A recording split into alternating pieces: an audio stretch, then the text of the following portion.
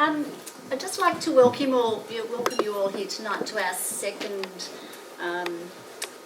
networking talk. And I think we're probably going to call them inspirational speaker nights. I'm not too sure how we're going to go with that. But this is our second one, and we're really excited to have Dr. Ewan Jarvis here. Now, I need to introduce you, and it goes like this and this and this and this and this. He's a wonderful creative man. Ewan has a PhD in creative writing. So when I talked to him about talking, he said, well, maybe I could do a workshop on creative writing. And then I thought, that sounded great. And he said, maybe I could do this, and maybe I could do this. So we've come up with art and activism, which I think is a great topic. So trying to work out how to do a little bit of PR with you, and it became creative writer, photographer, curator of Yering's Station Gallery, bushwalker. What else did we have? Keep going. Musician, that's right. I'm trying to think, there's a lot more there. Musician and composer, and I'm sure the list keeps going on, and art activist. There we go. So we'd love to welcome you, Ewan. Thank you for being our second speaker in this lovely little start of inspirational speakers in the Yarra Valley. I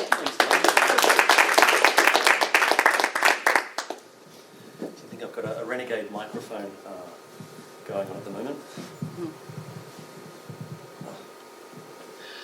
Well, welcome to the Memo Hall in Hillsville. Wonderful introduction, thank you. I'm here to talk about art and activism, but before I do, I'd just like to say a very big thank you to everyone from Yarra Valley Arts, to Di, who's here tonight, and also to Reggie, who've been very supportive. Also Savard, I've been working with Savard from Yarra Valley Arts for about a year now, and he's been incredibly encouraging and just great to work with, but unfortunately he can't be here tonight. But a big thank you to Savard, and also to Michelle Redman, I think, who's abroad at the moment. So thank you to Michelle. Now I'm going to leap right into this topic because I've got so much to get through. So buckle up. I'll be going fairly quickly. And I'm going to begin with an enviably grounded observation made by a British writer of popular philosophy who recently visited Melbourne on a lecture tour. Now, you've probably heard of this man, and you've probably read some of his books. He's one of those guys that manages to write books quicker than I can read them. I don't know how he does it. His name is Alain de Botton, and in his book, Art as Therapy, this book, he observes that art is a tool, and he didn't mean it in a derogatory or colloquial sense. So let me explain by way of example what Alain de Botton meant when he said that art is a tool. So you take a common tool, for instance, like the hammer. Most people find it rather difficult to drive a nail into a piece of wood using their bare hands, and a hammer helps us to do this thing that would be otherwise fairly tricky to achieve without the hammer. Take scissors, for instance, a similar thing. Most people don't have scissors for hands, and scissors allow us to do something that would be difficult and tricky for us to do without scissors. So if art is a tool, then what is it a tool for?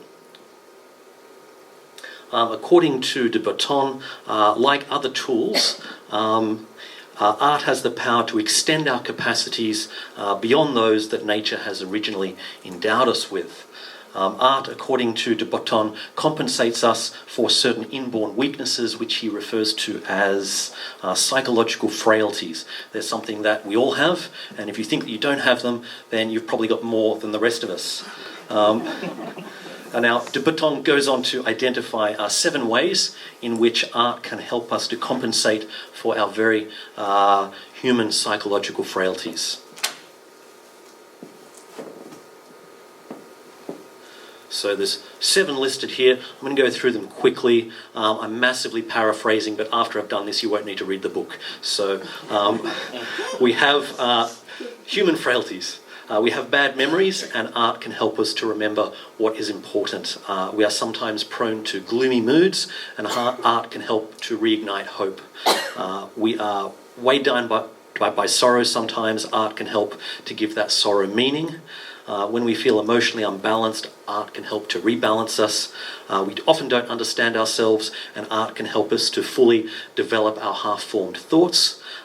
We are often stunted by prejudices and inhibitions. Art can help us to work through these stifling forces towards growth, and we often forget to appreciate beauty, and art can reawaken our appreciation. So de Botton is making a very useful point here that we all take home and use. He's offering art as a tool to help us improve our lives on a personal level. This potential improvement, however, is based on the assumption that the problematic psychological frailty is a personal one, and de Botton makes the quiet assumption that the person in question wants to improve. But what of collective psychological frailties? What of psychological frailties that have become part of our industrial, social, cultural and political institutions? What if these institutions and systems not only refuse to change, but even refuse to admit that a problematic psychological frailty exists? Does art still have the power to bring about change when we move from the personal to the collective? Well, this is what I'd like to discuss. And I'm going to start with a question. Has the tool of art been applied in the past to address important collective issues? And so to begin answering that question, we're going all the way back to ancient Greece, of course. Now we'll start by considering the performance artist Diogenes of Sinope. Now if you're Greek you say Theogenes, if you're English you say Diogenes. Diogenes of Sinope was a Greek philosopher born around 400 BC, and he was known for his practice of proving philosophical points through the performance of public stunts. i.e. He created performance art before it was known as performance art. So Diogenes rejected conventional notions of decency in ancient Greek society and illustrated his point by eating in the street, masturbating in the marketplace, urinating on those who insulted him, defecating in the theatre, pointing at people with his middle finger. He's credited on one occasion with carrying a lamp in the daytime, claiming to be looking for an honest man. So here is Diogenes tending his lamp, and here's another picture of Diogenes. I'm not quite sure what he's doing there, but that's Diogenes. Now I'd like you to compare in your minds the outrageous, kind of crass, very messy performances of Diogenes with a similar event in a more modern setting. So let me set the scene. The place is the United Kingdom. The year is 2010, and to compensate for neoliberal government budget cuts to the arts, organisations like the Tate Museum are increasingly partnering with global corporations. A high-profile sponsor of the Tate Museum is British Petroleum, responsible for the 2010 Deepwater Horizon oil spill in the Gulf of Mexico. Now, this incongruous complicity of a national arts organisation like the Tate in the activities of the fossil fuel industry helped to inspire the development of the artists' collective known as Liberate Tate. So Liberate Tate was founded during a workshop on art and activism. So we'll be founding something like this afterwards. We're going to have some fun. So it was actually, this workshop was commissioned by Tate in January 2010. It aimed to take, the group aimed to take creative disobedience against Tate until it dropped its oil company funding. Now the moment of the Liberate Tate group's inception is rather interesting. The collective was founded during a Tate workshop in 2010 on art and activism, when Tate curators tried to censor the workshop from making interventions against Tate sponsors, even though none had been planned. The participants decided to continue their work together and set up Liberate Tate. And you have to admire the rebellious nature of the artists on display here, rather feisty. What they're saying is, we didn't have any plans to make interventions against Tate sponsors, but now that we've been told that we're not allowed to, that's exactly what we're going to do. Essentially, artistic freedom was being restricted, partly owing to the patronage of BP, a company who who in just a few months' time would be responsible for the largest accidental marine oil spill in the history of the petroleum industry. Sometime after the BP Deepwater Horizon oil spill, a group of activist women from Liberate Tate infiltrated the museum's annual summer party for artists held on this occasion to commemorate 20 years of BP support.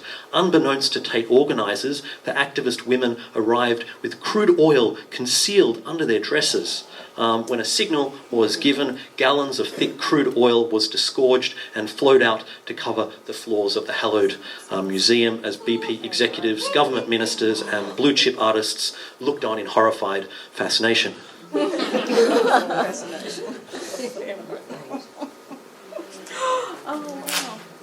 So here we can see some of the artists from Liberate Tate after having just disgorged their load. Liberate Tate called Liberate Tate called the performance artwork "License to Spill." And while referencing Jackson Pollock's production process, the work of female performance artists like Yoko Ono and Marina Abramovic, and drawing attention to the BP Deepwater Horizon oil spill, there are also parallels to our ancient Greek philosopher friend Diogenes. So the question we need to ask ourselves at this point is, did the stunts of Diogenes and the performance art actions of Liberate Tate achieve the desired effect? Well, after his time in Sinope, Diogenes was captured by pirates and sold as a slave. Not surprisingly, probably rubbed a few people up the wrong way. He eventually settled in Corinth, where he passed his teachings on to Crates, whose pupil Zeno developed it into one of the most enduring schools of Greek philosophy, which is Stoicism.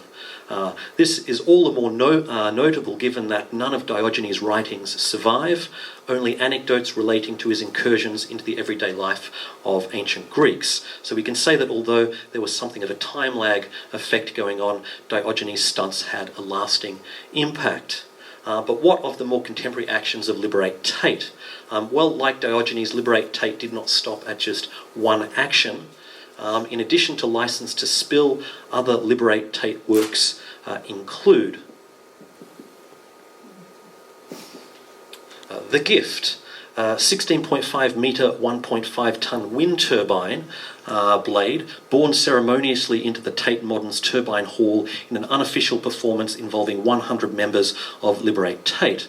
The work, given as a confrontational donation, was intended to be accepted as part of Tate's permanent collection. Having been confronted with this gargantuan Trojan horse, what was Tate director and BP supporter Nicholas Sirota to do, especially when the donation arrived with the following description, which was shared with the press. So, resting on the floor of your museum, it might resemble the bones of a leviathan monster washed up from the salty depths, a suitable metaphor for the deep Arctic drilling that BP is now profiting from now that the Arctic ice is melting. But it is not animal, nor is it dead. It is a living relic from a future that is aching to become present. Another Liberate Tate work was a flow piece. In January 2012, a 55-kilogram block of Arctic ice donated by a climate scientist was borne ceremoniously from the Occupy London protest camp at St Paul's Cathedral across the Thames and into the Tate Modern's Turbine Hall. To quote Steve Anderson, one of the organisers, Arctic ice is melting at record rates as a result of climate change. The irony is that the same oil companies like BP that carry a lot of the responsibility for climate change are using the melting ice as an opportunity to drill for more oil in previously inaccessible areas. So they don't really pull any punches, these Liberate Tate folk. Another Liberate Tate work was a crude sunflower. So a day before a Tate Board of Trustees meeting, about 50 figures dressed in black entered the turbine hall, each carrying a BP-branded oil paint tube. They placed the paint tubes on the floor in a circle and each stamped on one in sequence, spraying out dozens of litres of paint in a huge burst across the floor. The resulting imprint echoed the BP Helios logo and anticipated Ai Weiwei's sunflower seeds installation that was to follow in the turbine hall. I'll just quickly race through another couple. So, close up there.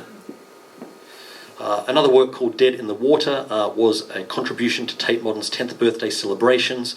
Members of Liberate Tate hung dead fish and birds from giant black helium balloons in the Turbine Hall. And for another of their works called Human Cost, a naked member of the group had an oil-like substance poured over them on the floor in the exhibition Single Form, dedicated to the human body and part of BP British Art Displays. The performance took place on the first anniversary of the start of the BP Gulf of Mexico disaster. It lasted 87 minutes, 1 minute for each day of the spill. What the artist members of Liberate Tate were asking was that the Tate Museum terminate their financial arrangement with BP, given that BP's unethical behaviour and the damage being caused by the company to ecosystems and communities. The ethical standards of BP were seen by the group to be at odds with the professed values of the Tate. The net result of this activity can be gleaned from the following article published on the 11th of March. And so the headline reads, BP to end Tate sponsorship after 26 years. So I think it's safe to say that both in ancient Greece and in contemporary Britain, art can and does work to reform the collective behaviour of social, cultural and political institutions and systems. Sometimes this takes several generations, sometimes it takes several years. This, however, is something that the heads of many institutions would generally prefer that you don't know. BP's response is a case in point.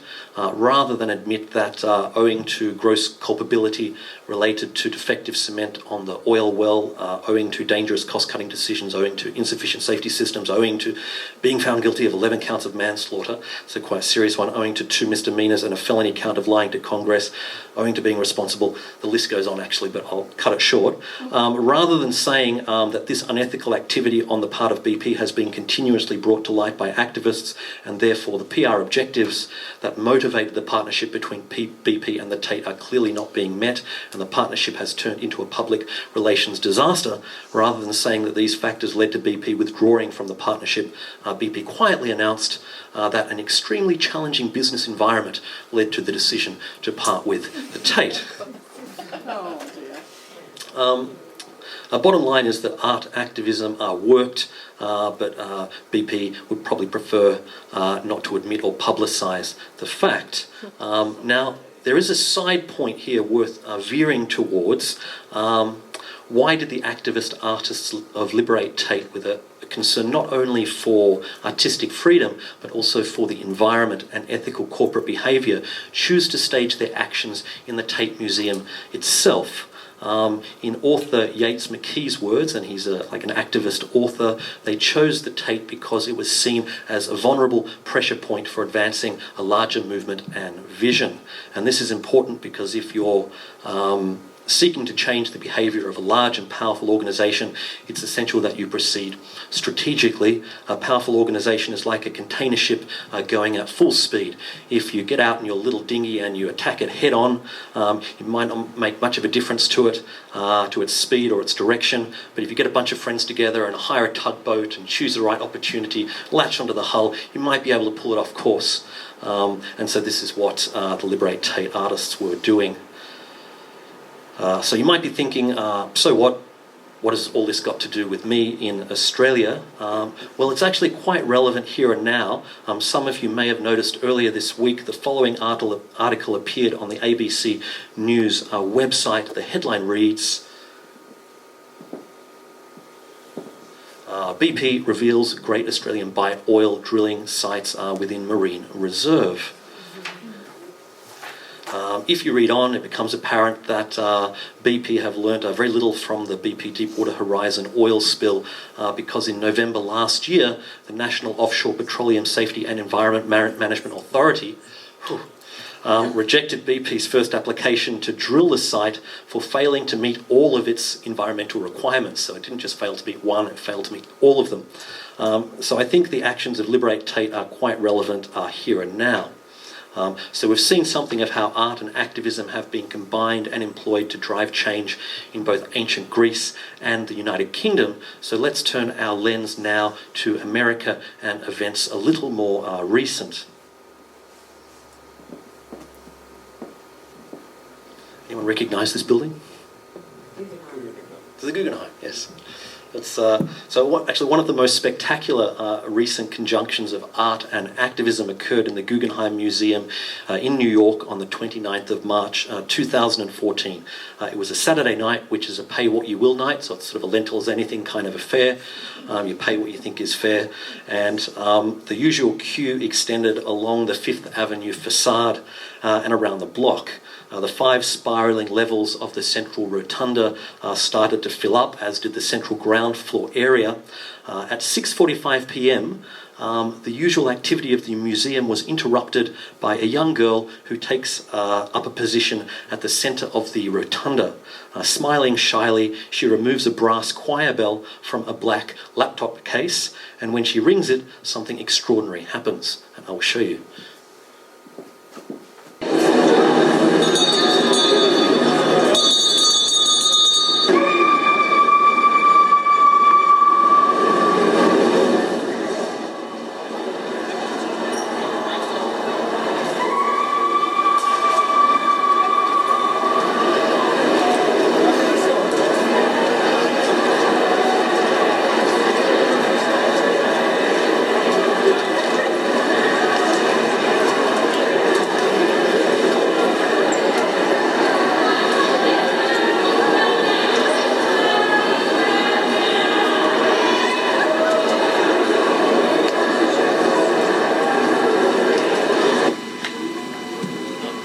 NYPD waiting patiently outside.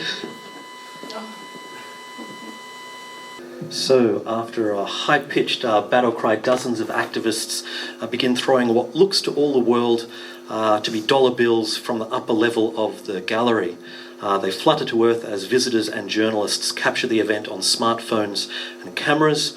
The fluttering bills, however, are not quite US dollar bills, although they are of the same dimensions. They are, in fact, 1% bills, which parody the US $1 bill and were designed by Brooklyn artist and activist Noah Fisher.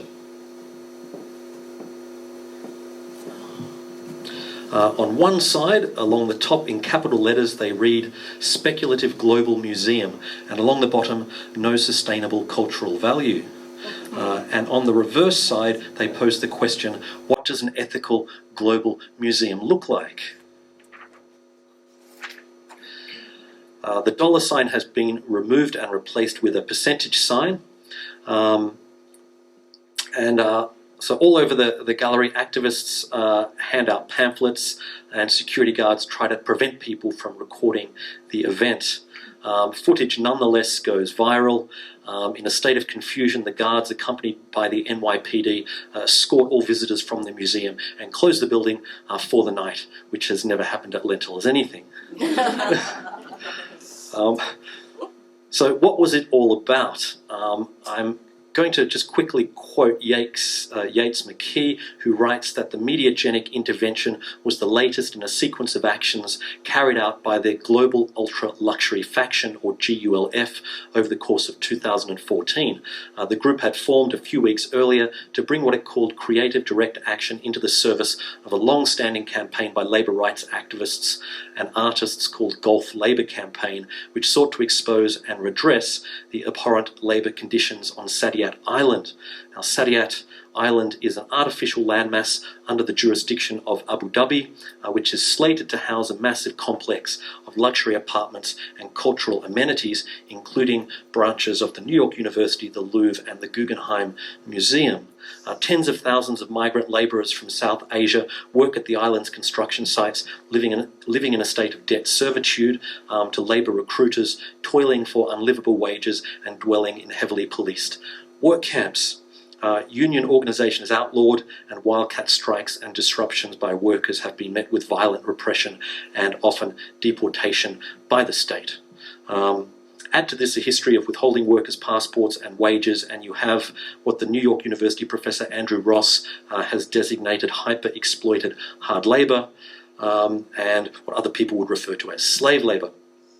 Sadly, this state of affairs was being lent an air of legitimacy by the project's association with several of the most elite cultural organisations in the world, one being the Guggenheim. So their Global Ultra Luxury Faction, or GULF, through this action at the Guggenheim, were drawing attention to the Solomon R. Guggenheim Foundation's association with the ongoing exploitation of poor workers in Abu Dhabi. Now, this action is a quite interesting one to look at more closely, because it marks something of a turning point in the group's activity, which I think is a turning point in what I've seen of the protest and activist movement at large. The event marks a transformation away from what they were previously doing, which was Occupy-influenced style, and an embrace of more aesthetically oriented strategies of protest. So essentially what they're doing is injecting a dose of activist spectacle to the long-standing labour rights campaigns. You don't see anyone marching, you don't see any placards, you just see a beautiful display and a point very well made. So what did the continued work of Global Ultra Luxury Faction achieve? There's the obvious things that they achieved, like disrupting the workings of the cultural institution, etc., etc. But really the main thing that it achieved was that it forced the Solomon R. Guggenheim Foundation to push for improved labour conditions for the workers on Saadiyat Island through a stronger regulatory framework. Now this group, and I love their name, the Global Ultra Luxury Faction, had its roots in an artist-run action that captured the imagination of America. And that action you'll all be familiar with. So Occupy Wall Street, of course.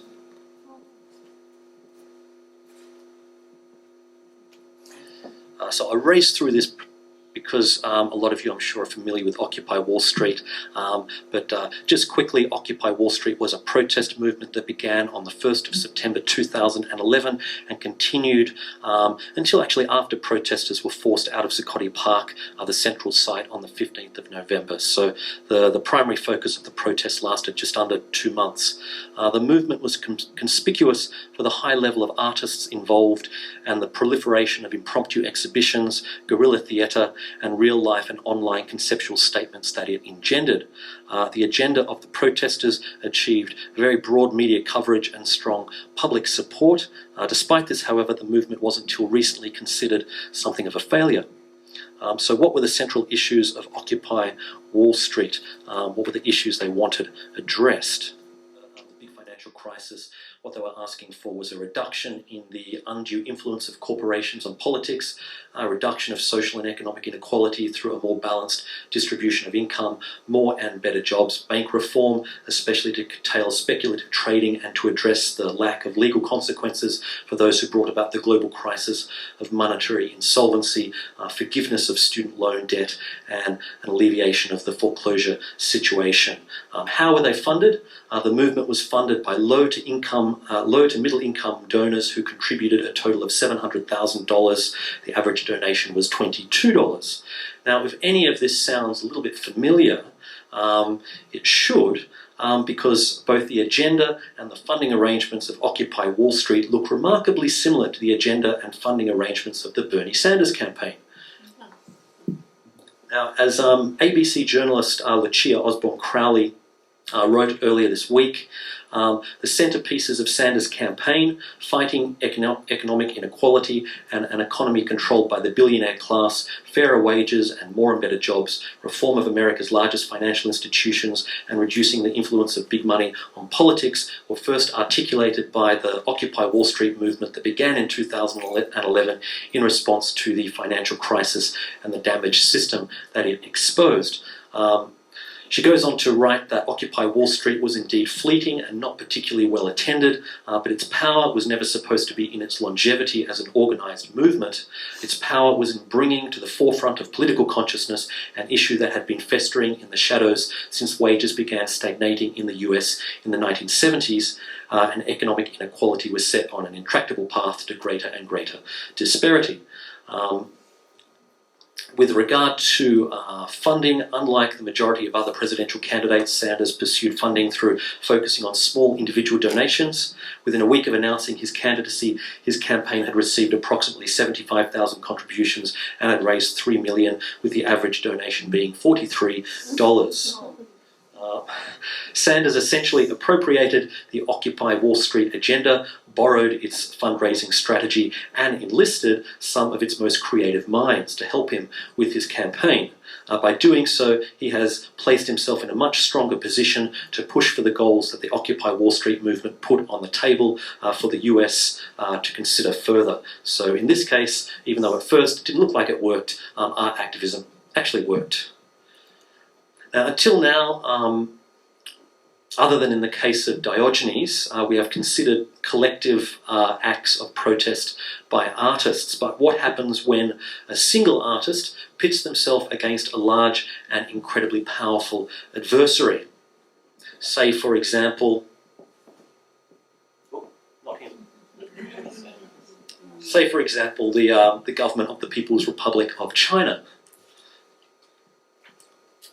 You can probably say at the very least that you're going to get fireworks, and in 2016 it would be impossible to consider such a scenario without referencing the artist, architect, curator, publisher, poet, urbanist, musician Ai Weiwei, whose work was exhibited alongside the work of Andy Warhol earlier this year at the NGV in Melbourne. Now, Ai Weiwei is an artist who doesn't have the most squeaky clean reputation in his home country. I'll give you a small anecdote. I was chatting to a Chinese girl from mainland China in the Yering Station Gallery, and I asked her if she was going to the Ai Weiwei exhibition, and she said, "No, I'm probably not going. I've heard he's done some very bad things." And I think this is, she couldn't deliver any specific information, but I think the general feeling that visitors from mainland China has is that Ai Weiwei's, a little bit off-key, against the government, not doing good stuff. Now, I'm sure most of you went to the exhibition in Melbourne and are well informed when it comes to Ai Weiwei, but just to bring everyone up to speed, I'll race through a quick biography focusing on Ai Weiwei's political education. So there he is in front of his Bicycles Forever sculpture. Ai Weiwei was born in 1957, a year which marked the end of the 100 Flowers campaign, during which the Communist Party of China encouraged citizens to openly express their opinions regarding the communist regime. The sharing of diverse views and policy solutions was encouraged based on the famous expression by Communist Party Chairman Mao Zedong. The policy of letting 100 flowers bloom and 100 schools of thought contend is designed to promote the flourishing of the arts and the progress of science. The 100 Flowers campaign is now widely considered to have been a ruse to flush out dissidents. As such, after a brief period of liberalisation, Mao turned an about-face, and those who were critical of the regime and its ideology during the 100 Flowers campaign were publicly criticised and condemned to prison labour camps. Thus, in 1958, Ai Weiwei's father, Ai King, one of modern China's greatest poets, was accused of being anti-communist and promptly exiled to Jiangxing province, where he cleaned toilets for 5 years and where his son, Ai Weiwei, spent his youth. When Ai Weiwei moved to Beijing sometime later, he learnt drawing from his father's friends, who were all banned artists. In 1982, he left China for New York and befriended the beat poet and counterculture figure Allen Ginsberg. Ginsberg vigorously opposed militarism, economic materialism, sexual repression, and the war on drugs. And his most famous poem, Howl, denounced the destructive forces of capitalism and conformity in the United States. The poem was the subject of an obscenity trial and landed Ginsberg in court. Now, I'm just going to stop here and say that if there was ever an artist who was custom designed to get up the posterior of the Chinese government, it is Ai Weiwei. In 1993, his father became ill. Ai Weiwei returned to China and got very busy as an artist. He designed China's Olympic Stadium. He was the art director and he was working with architects. But later he became critical of the games, telling a Japanese reporter that the 2008 games were just a propaganda for the ruling party, going on to say that the Beijing Olympics have oppressed the life of the general public with the latest technologies and a security apparatus of 700,000 games. It was just a stage for a political party to advertise its glory to the world. In addition to this, he famously smashed a Ming vase. No one knows quite why, but it could have been to satirise the Chinese Cultural Revolution's attempt to erase the past, or to highlight what is happening to Chinese heritage in contemporary China, or to highlight the modern world's alienation from the past, or to mock at art lovers who think that all Chinese art is ancient, or maybe none of those.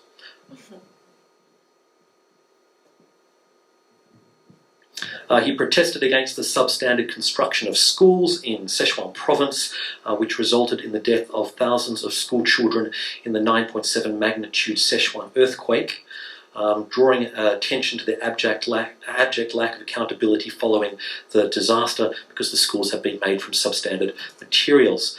The above installation from 2009 was displayed on the facade of the Haus der Kunst in Munich, Germany. It was made out of 900 children's backpacks, each one representing a life lost in the 2008 earthquakes.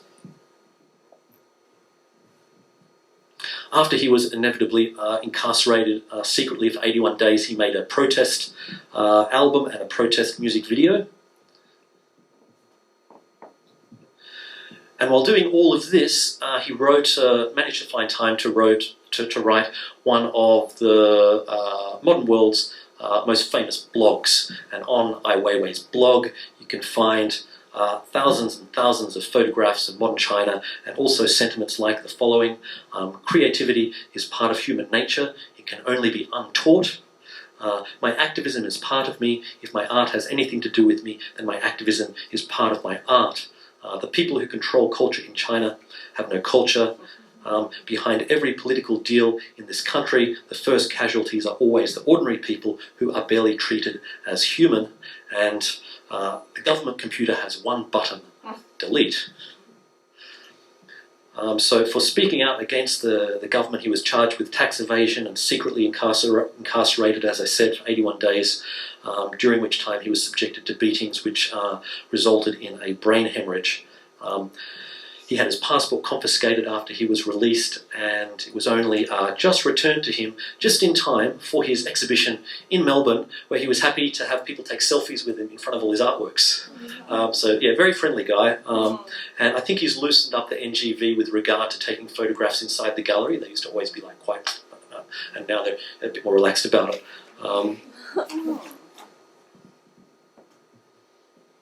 There's Ai Weiwei with his passport. Now, for those of you who went to the exhibition, there was a big Lego piece that you could walk inside. It had lots of quotes by famous Australians. I think Gillian Triggs was one of the people he quoted, and also Julian Assange, a bunch of others. But Lego were originally not going to sell him the Lego that he needed to make the piece, and so he made this sculpture, obviously referencing Duchamp's urinal sculpture. Lego has since changed its policy and admitted that its original decision to refuse supply was a mistake. So other than changing the policy at Lego, what effect has Ai Weiwei's art had? Well, he's certainly been the most successful Chinese artist in terms of bringing modern Chinese art to the West. He has championed freedom of expression in China and possibly prepared the way for more tolerance from the government in the future. He's given a voice to those affected by the disaster of the Sichuan earthquake at a time when the government was not even going to release official statistics. Above all, I think his work is important because through it he's imagining a China beyond authoritarianism, and before a change can occur, people need to imagine what it will look like, so he's helping China to do that. I think he's a great artist. But now let's look at how art activism has manifested itself in an Australian context by Australian artists, because in Australia, I don't know if you've noticed, but occasionally governments, big business, religious organisations, the press, even educational institutions need to be persuaded to change their behaviour. Acting ethically and responsibly doesn't always come naturally.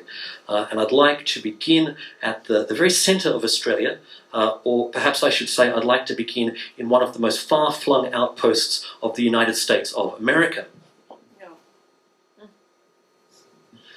I'm referring, of course, to Pine Gap, the joint US-Australian military base. Now, if you look Pine Gap up on Google Images, most of the images you'll see are like this one. They were taken probably in the 70s from a long way away. You don't get a very clear look. The most interesting ones you will find from an artistic perspective by a Melbourne photographer by the name of Christian Lamy Roof.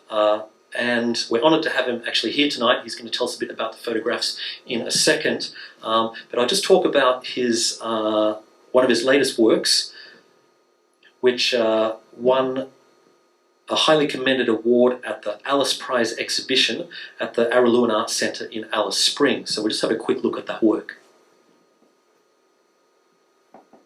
As you can see, it's got a bit of press. This is the work on the ABC website. And here it is a little bit clearer.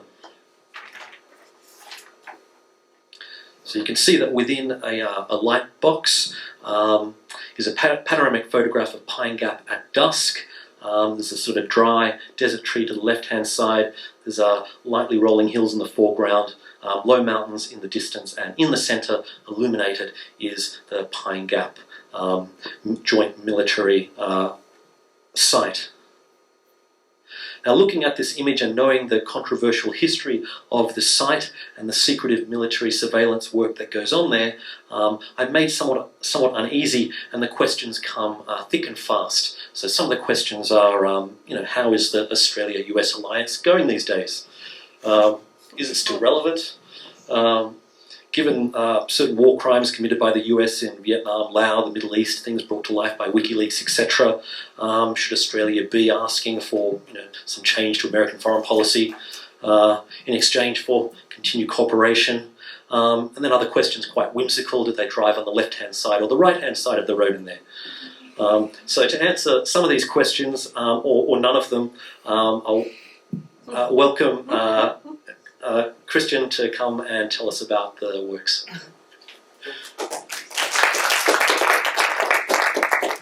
Thanks, Ewan. It's great to be here. I'm actually about to fly up to Alice in a month to show this work at another gallery in Alice Springs. And the timing of it, you mentioned before, when you're involved in combining art and activism, timing is often a really important part of it. And this year's the 50th anniversary of Pine Gap.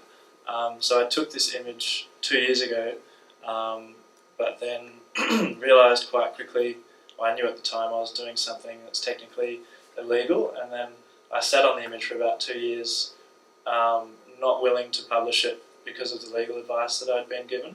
And then after 2 years I thought, you know what, fuck it, this is a strong image. It's in the public interest to be a high level of awareness. I wanted people to be talking about it, and I thought, well, the 50th anniversary would be some great timing. So around the 50th anniversary there will be all these protests in Alice.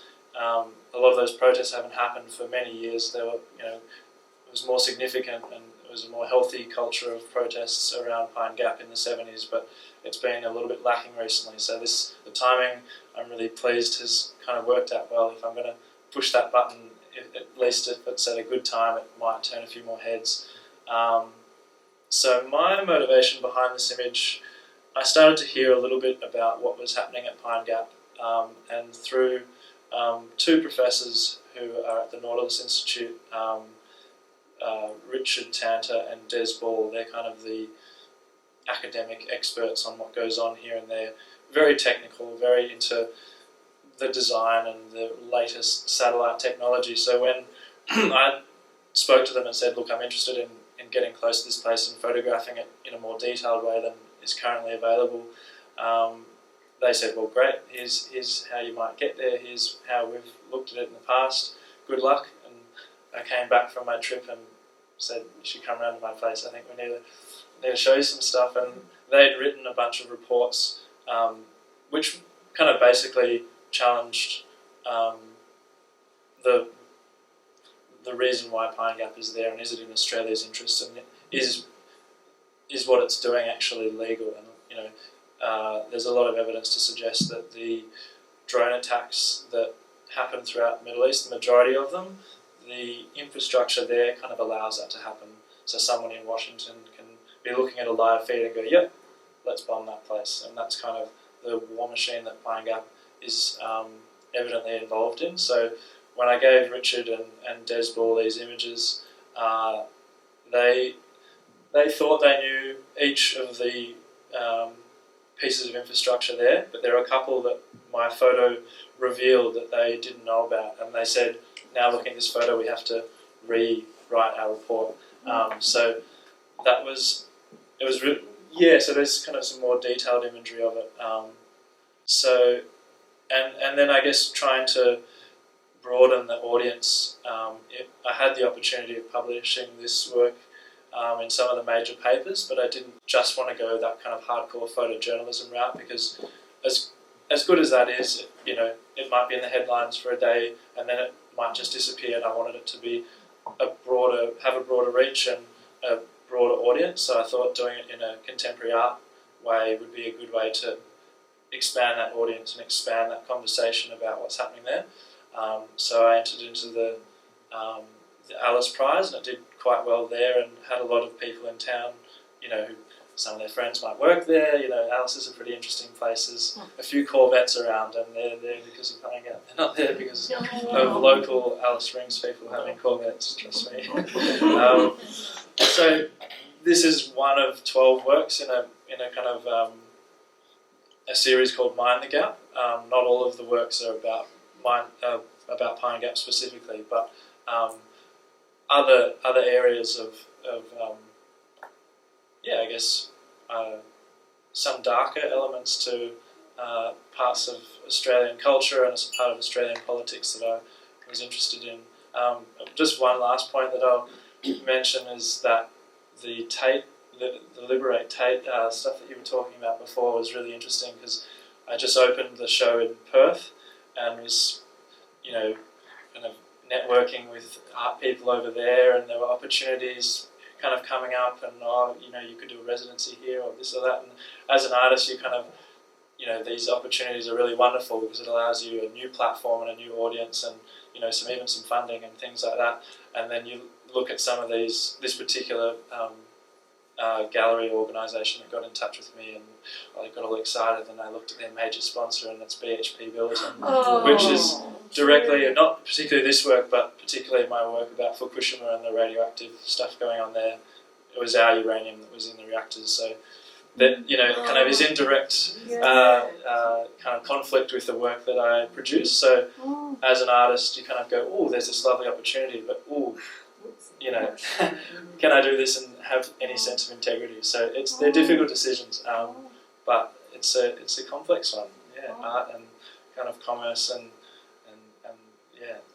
anyway, there's a bit of information about Pine Gap. If you want to find out more, get in touch or send me an email or something. But the show will be in Melbourne sometime next year, yet to be announced. But thanks for having me. Cheers.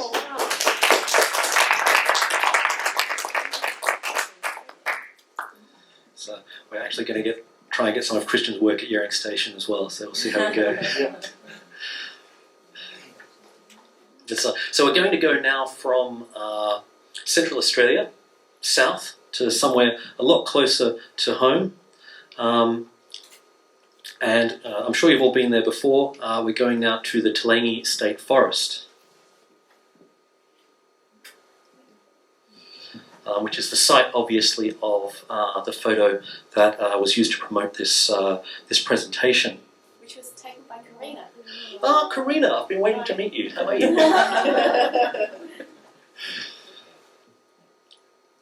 So, I'm first going to talk about the group here, the Climate Guardians, because they first came to my attention in relation to a fossil fuel blockade in Newcastle earlier this year. I think it was this article on the ABC News website that I read. So the headline is, "Protesters descend on Newcastle as flotilla attempts to stop coal exports." And I remember being quite struck by the following image, which appeared in the Newcastle Herald, of a woman dressed as an angel lying serenely across a train track used for the transportation of coal to the harbour, while in the background 3 policemen are dragging another woman similarly attired from the tracks. So this scene obviously caught the photographer's eye, and I'm not surprised, as it's in every sense of the word, very mediagenic. Not all pictures speak 1,000 words, but this one speaks volumes. As the ABC News reported, the protest was organised by a range of groups, and the Climate Guardians was one of these groups. Suffice to say, the Climate Guardians won my immediate respect and admiration, so when I heard that they were coming to the Toolangi State Forest to protest with the Knitting Nanas, I thought I'd better go and see what it's all about. So on the morning of the 16th of May 2016, I drove from my home in the Dandenong Ranges across the Yarra Valley to the Toolangi State Forest. I got lost, GPS dropped out when I needed it the most. Finally, I got to where I was supposed to be, feeling every bit the novice activist. And when I hopped out of the car, it wasn't long before I noticed that everyone was giving me rather fishy looks. I introduced myself to a few of the participants, and had a few awkward conversations. And then I heard someone in an adjacent group say, "A white shirt? Who wears a white shirt and a suit jacket to a protest?" It was then that I realised that there was a dress code. And everyone had sized me up as a dirty double dealer who was working for the other side. Thankfully, my dear friend Diana turned up and vouched for my good intentions. Before long, the Environment Angels and the Knitting Nanas arrived and action began. Now, this group of activists are certainly capable of creating an irresistible spectacle for all the right reasons, and on the back of the slick artistic direction and the ability of the group to clearly articulate the nature of the problem and the reasoning behind their demands, and also their ability to work well with other activist groups. On the back of all this, Channel 9 ran the following story.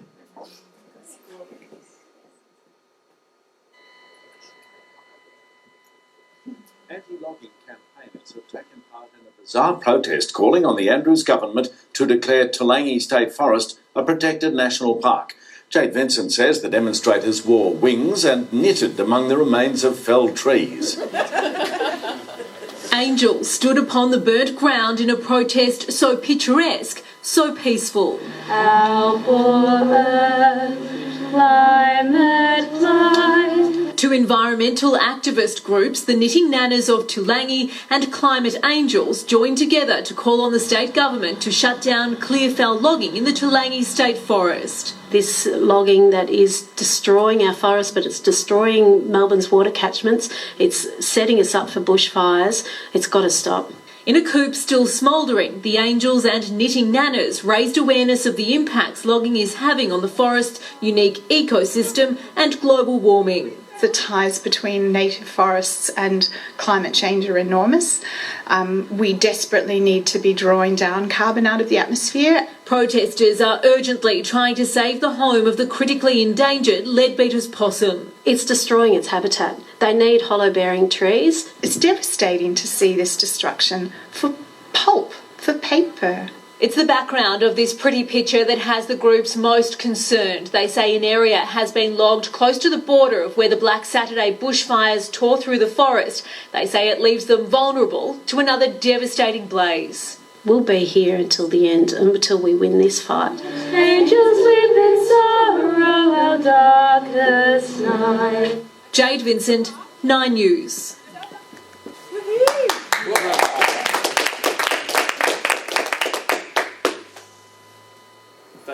climate angel here tonight.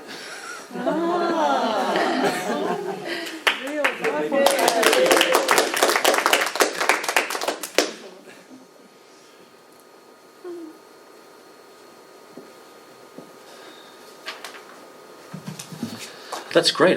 Channel 9 really went into bat for you. Excellent work. It's good. They turned up in the morning thanks to Diane's really very, very good media release. Oh, fantastic. Yeah. And they just turned up and it's just like, okay, I'm going to do it. Okay, there you go. Oh, brilliant. Fantastic. Media releases very important, and a slick, concise message is good as well. I'm just going to read two little sections from a couple of websites. One is our Climax website, and it just runs the Climate Guardians are the founding act of Climax, an Australian theatre troupe using striking visual spectacle as well as satire to communicate the urgent need for the world to respond to climate change. The troupe uses angel iconography to highlight the vital role of guardianship of precious natural resources, both human and non-human, in addressing the global threat from climate change. Graceful, haunting and iconic, these delicate human creatures, adorned with large swooping wings, play a role of peaceful social disruption, appearing at major rallies, backdropping or intercepting political events, and bringing a theatrical and angelic presence to public demonstrations, as well as non-violent direct actions to support demands for climate change. Very nicely summed up what the Climate Guardians are about. It's a very media-savvy angel there. Climate Angels in Paris, in front of Sacré-Cœur. And also at that action were the Knitting Nanas, and there's one here tonight. Is there any more? So I'm glad there's one. It's and I'm glad that there's actually one angel, because I was speaking to. Yeah, I was speaking to a few of the other angels, and one's got. You had tonsillitis, but I'm glad you can make it. And another one had a brother in town, and another one's abroad. So they're all over the place, these angels. So I thought it was fantastic to see these two activist groups working together. And when you go onto their Facebook pages, you see that they're always sharing information and. Sharing resources. It's a sort of nice community, and great to see that. Now, according to the Knitting Nanas Facebook site, the group was founded in April 2013. The page goes on to state that we protest peacefully against the destruction of our beautiful native forests. Recent changes to legislation that effectively exclude protesters from logging coops for a distance of 150 metres have inspired us to knit a scarf 150 metres long. And I must say from the outset that people love the concept of Knitting Nanas full stop, and what they like even more is the concept of Knitting Nanas protesting against the unnecessary destruction of the environment. So if you think about violent protests and things that are threatening, I think the Knitting Nanas are at the other end of the spectrum, somewhere down there with rolling green hills and white domestic bunnies. They're probably not going to attack you. I knew that would raise an eyebrow. It's they're probably not going to physically attack you, but you can be sure that if they're there, they're probably there for a reason, and they're doing what they're doing for a reason. Now, this poses something of a public relations problem for organisations that are acting either unethically or at least operating in a grey area. Formerly, they could simply come out and label the protesters as fanatical, violent, abusive, uneducated, dirty, or whatever. But when it's a group of mothers and grandmothers knitting together, any attempt to blacken their characters is going to ring a little hollow and probably backfire significantly. So I think that the Knitting Nanas have expertly recontextualised a domestic artistic activity, that of knitting, to agitate for a significant change in government policy.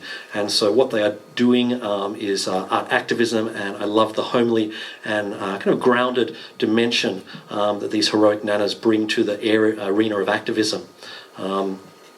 So a very big thank you.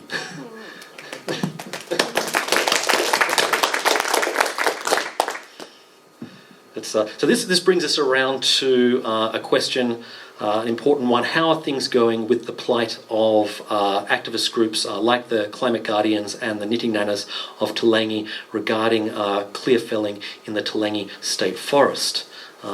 Now, I was tentatively going to ask Diana if she's interested in stepping up and explaining the current situation, but she's briefed me very well. But if someone else that has better information than I have is willing to step up, then I'm more than willing to step aside. Well, do you want to know about Toolangi? Well, yeah, exactly. What the situation is with the clear fell logging and the decision making and the policy making. Where do things stand at the moment? At the moment, we're waiting on an announcement from the government regarding the task force. But there are no actual active logging coups happening right now in Toolangi. And that's partly because there have been no contracts signed, partly because of the task force, and partly because it's winter. However, there are still lots of other coups over in the Yarra Ranges, and Karina here, my lovely colleague, represents a group called Warburton Environment, and we've been doing a little bit of looking about and investigating the logging that's happening over there. So it seems that the logging might not be happening very much in Toolangi, but it just sort of slowly moves into other areas. So don't ever think that you can relax. You can't. And can I? Yes. I can add some detail. Like, if I don't know if people. So Karina, we represent our groups on what's called the Green Caucus. So there's about 15 environmental NGOs that make consensus decision making, with 4 of them, which are the negotiators, to work with industry and the union in a government facilitated process to create the Great Forest National Park. So I hope that was sort of, yeah. Which is a fantastic plan, the Great Forest National Park, and it will be a wonderful thing for the region. Great, so it's actually good news and definitely made some progress, and probably looking closer to achieving a Great Forest National Park than we've ever been before, which is amazing. And like the Liberate Take campaign, took 6 years. It doesn't happen overnight. You can't go to sleep. So I'll just finish with a few words from a chap called Steve Lambert, who's an associate professor at the State University of New York, and he's the founder of the Centre for Artistic Activism. And I think along the lines of what you've just described, in that if all you put up is pictures of logging trucks, the general public switch off and they're not as warm to it. And he sees the traditional model of activists as being sometimes unhelpful, and also it can inhibit the creativity of your campaign. So if you're trapped in the mindset of activism is just marching with banners and shouting and this kind of activism, then it kind of inhibits the creative drive that you need to create a really useful and workable campaign.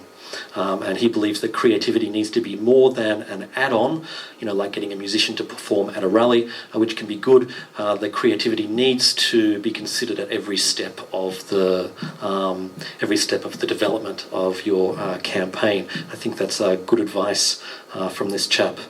And